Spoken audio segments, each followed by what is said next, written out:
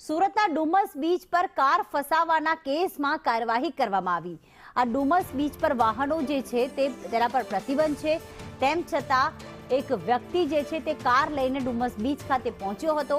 તેની કાર ત્યાં ફસાઈ ગઈ। કાર દરિયા કિનારે લઈ જનારની હાલમાં ધરપકડ કરવામાં આવી છે। 18 વર્ષના કાર ચાલક શેઝાન ચામડિયાને પોલીસે ઝડપી પાડ્યો છે। આ કાર ત્યાં ફસાઈ ગઈ હતી અને તેને ક્રેનની મદદથી બહાર કાઢવામાં આવી, પરંતુ અહીંયા સૌથી મોટો સવાલ એ થાય છે કે આખરે કાર તેને લઈ જવા માટે કોણે પરવાનગી આપી। ત્યારબાદ વાહન સાથે હાજર ચાલક કે જેનું નામ શેઝાન સલીમ ચામડિયા છે, જેની ઉંમર 18 વર્ષ છે તથા તે ગ્રીન એવન્યુ મોરદો રોડ ખાતે રહે છે અને બીએના ફર્સ્ટ યરમાં અભ્યાસ કરે છે, તેની અટક કરી હતી।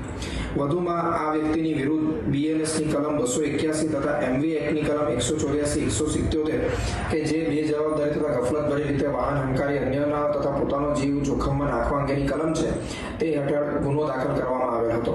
એટલું જ નહીં, પરંતુ ભવિષ્યમાં આ પ્રકારની વ્યક્તિઓ આવું બેજવાબદારીભર્યું કૃત્ય ન કરે એ હેતુથી આ ગાડીનો જે કંપનીનો વીમો છે તે કંપનીને પણ જાણ કરવામાં આવેલ છે તથા આ વ્યક્તિનું લાયસન્સ કેન્સલ કરવા અંગે આરટીઓને પણ રિપોર્ટ કરવામાં આવેલ।